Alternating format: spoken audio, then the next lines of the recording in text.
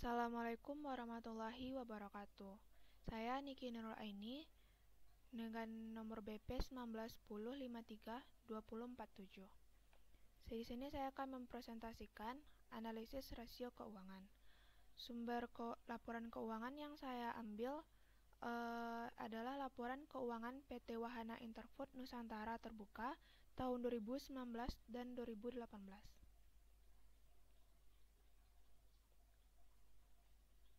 Sebelumnya, kita ketahui dulu apa itu analisis rasio keuangan.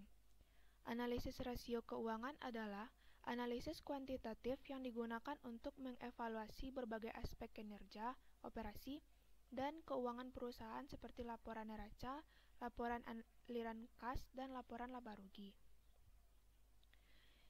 Berikut ada beberapa macam dari analisis rasio keuangan. Yang pertama yaitu rasio likuiditas.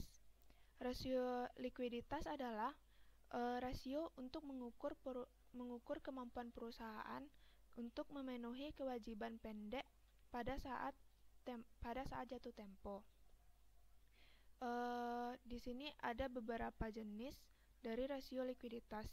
Yang pertama ada current ratio. Current ratio adalah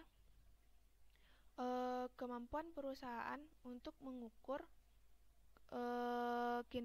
kinerja neraca keuangan terhadap likuidasi perusahaan. Di sini dengan rumus current ratio sama dengan aktiva lancar dibagi dengan hutang lancar. Pada laporan keuangan tersebut terdapat current ratio pada 2018 sebesar 0,88 dan current ratio sebesar pada tahun 2019 sebesar 1,168. Dapat dilihat perusahaan mengalami peningkatan sebesar 0,2 yang mana perusahaan memiliki kemampuan untuk memenuhi kewajiban pendeknya. Selanjutnya yaitu quick ratio atau acid test ratio, atau ini bisa juga disebut dengan rasio cepat. Rasio cepat ini adalah ukur kemampuan perusahaan dengan menggunakan aset yang paling liquid atau aset yang mendekati uang tunai. Di sini rumusnya quick ratio aktiva lancar dikurang persediaan dibagi dengan hutang lancar. Pada laporan keuangan pada tahun 2018, quick ratio sebesar 0,54 dan pada tahun 2019, quick ratio sebesar 0,7. Di sini juga kita dapat lihat bahwa perusahaan mengalami peningkatan sebesar 0,16. Selanjutnya cash ratio. Cash ratio ini mengukur kemampuan perusahaan dengan membandingkan kas dan setara kas dengan hutang lancar. Di sini kita dapat lihat rumusnya cash ratio sama dengan kas ditambah efek dibagi dengan hutang lancar. Dan pada laporan tersebut pada tahun 2018 cash ratio juga sebesar 0,33 dan cash ratio pada tahun 2019 sebesar 0,45 yang mana juga mengalami peningkatan sebesar 0,12. Dari beberapa cash rasio likuiditas tersebut dapat kita ketahui bahwa perusahaan mengalami peningkatan dalam memenuhi kewajibannya. Akan tetapi, kewajiban jangka pendek perusahaan belum tertutupi sepenuhnya. Perusahaan masih mengalami kesulitan keuangan dalam memenuhi kewajiban pendeknya. Jika nilai rasio lebih dari 1, maka kewajiban jangka pendek dapat ditutup sepenuhnya. Karena semakin tinggi rasio likuiditas, maka semakin tinggi pula margin keselamatan yang dimiliki perusahaan untuk memenuhi kewajiban lancarnya. Selanjutnya, kita masuk ke rasio leverage. Rasio leverage yaitu rasio keuangan yang mengukur kemampuan perusahaan untuk memenuhi kewajiban jangka panjangnya. Contohnya pembayaran bunga atas hutang dan kewajiban tetap lainnya. Dan di sini ada beberapa jenis dari rasio leverage. Yang pertama yaitu debt ratio. Debt ratio yaitu mengukur seberapa besar perusahaan mengandalkan hutang untuk membiayai asetnya. Dengan rumus debt ratio sama dengan total hutang dibagi total aktiva dikali 100%. Di sini pada tahun 2018 debt ratio perusahaan sebesar 69,14% dan debt ratio pada tahun 2019 sebesar 56,33%. Dan di sini dapat kita lihat perusahaan mengalami penurunan rasio leverage, di mana ini tandanya kreditur atau aset kreditur di perusahaan mengalami kekurangan dikarenakan perusahaan yang dapat membayar hutang jangka panjang lebih baik lagi.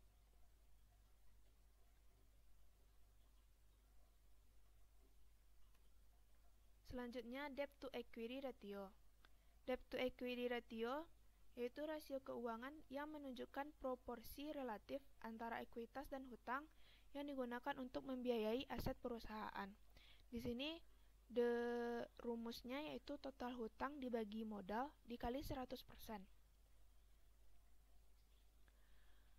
Pada tahun 2018, debt to equity ratio sebesar 224%. Dan pada tahun 2019, debt to equity ratio sebesar 129%. Di sini juga perusahaan mengalami penurunan rasio leverage, di mana total hutang pada modal mengalami penurunan. Selanjutnya, time interest ratio.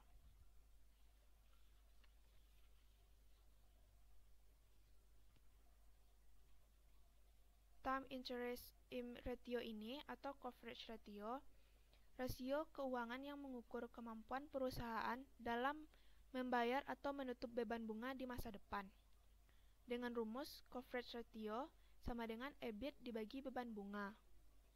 Coverage ratio pada tahun 2018 sebesar 1,46 kali dan coverage pada tahun 2019 sebesar 1,98 kali.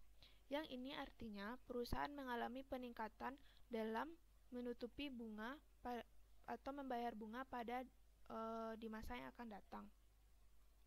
Dikarenakan pada tahun 2019 coverage ratio hampir mendekati angka 2. Selanjutnya, fixed charge coverage ratio. Di sini rumus fixed charge coverage ratio sama dengan EBIT ditambah bunga ditambah ansuran list dibagi dengan bunga tambah ansuran list. Di sini pada tahun 2018 fixed charge coverage ratio sebesar 2,14 kali. Dan pada tahun 2019 fixed charge coverage ratio sebanyak 2,8 kali. Selanjutnya, rasio aktivitas adalah rasio keuangan yang mengukur seberapa efektif perusahaan memanfaatkan aset mereka untuk menghasilkan pendapatan. Ada beberapa jenis rasio aktivitas. Yang pertama ada perputaran persediaan. Perputaran persediaan yaitu rasio yang mengukur seberapa efektif perusahaan dalam mengelola persediaan mereka. Di sini dapat kita cari dengan harga pokok dibagi rata-rata persediaan. Pada tahun 2018, perputaran persediaan sebanyak 3,6 kali dan perputaran persediaan pada tahun 2019 sebanyak 4,7 kali. Di sini selanjutnya perputaran persediaan average days inventory. Average days inventory ini persediaan untuk mengetahui berapa lama persediaan disimpan dalam gudang sebelum dijual atau masuk ke proses produksi.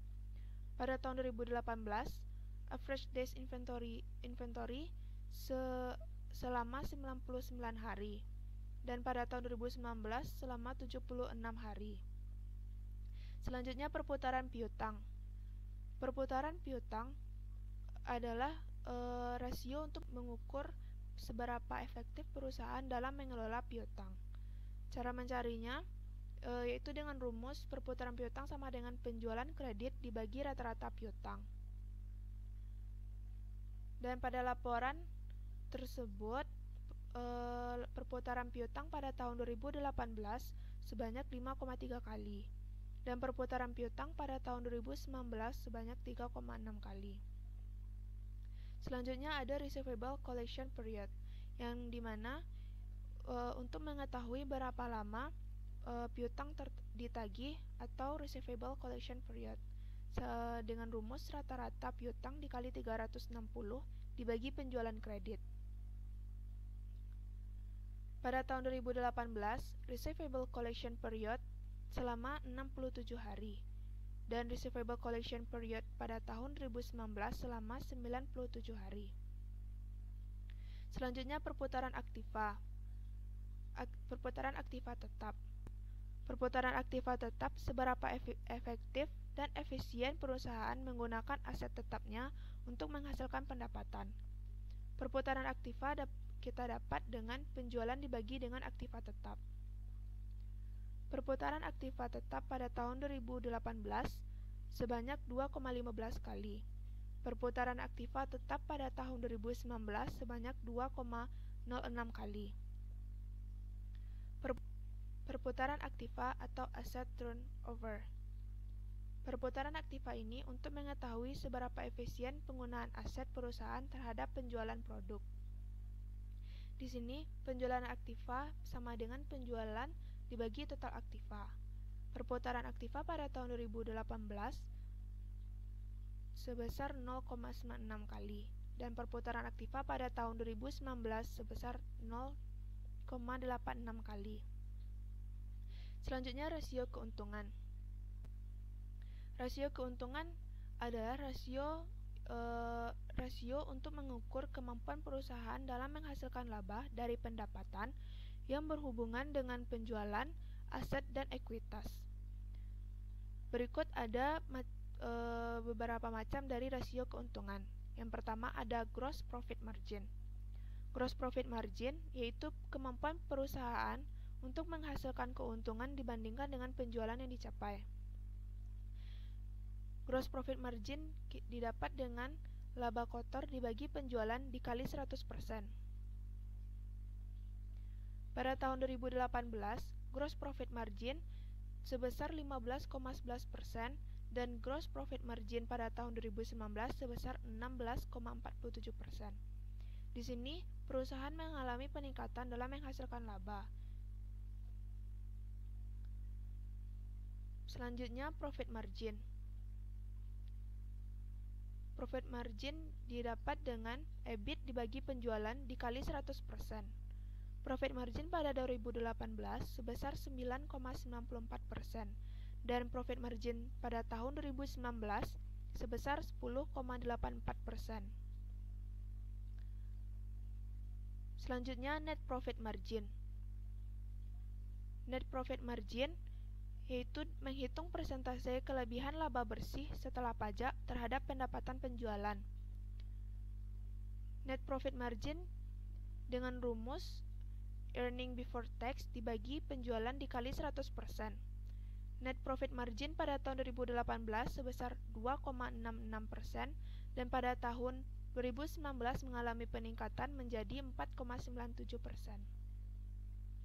Selanjutnya return on asset.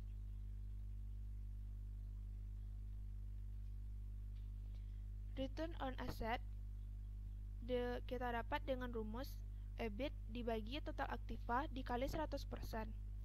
Return on asset pada tahun 2018 sebesar 9,62% dan pada tahun 2019 return on asset sebesar 9,36%. Selanjutnya return on equity. Earning after tax dibagi modal sendiri dikali 100%. Pada tahun 2018, return on equity pada tahun 2018 sebesar 6,15% dan pada tahun 2019 sebesar 7,27%. Selanjutnya return on investment Dengan rumus return on investment sama dengan earning after tax dibagi investasi dikali 100%. Return on investment pada tahun 2018 sebesar 8,25% dan pada tahun 2019 sebesar 23,01%. Selanjutnya, earning per share. Earning per share dengan rumus earning after tax dibagi jumlah saham yang beredar. Earning per share pada tahun 2018 sebesar Rp9 dan pada tahun 2019 sebesar Rp14. Dalam perhitungan rasio keuntungan ini, semakin tinggi nilai rasionya, semakin baik. Nilai yang tinggi berarti perusahaan berjalan dengan baik dan efisien dalam menghasilkan laba, pendapatan, dan arus kas. Sekian dari saya, terima kasih. Assalamualaikum warahmatullahi wabarakatuh.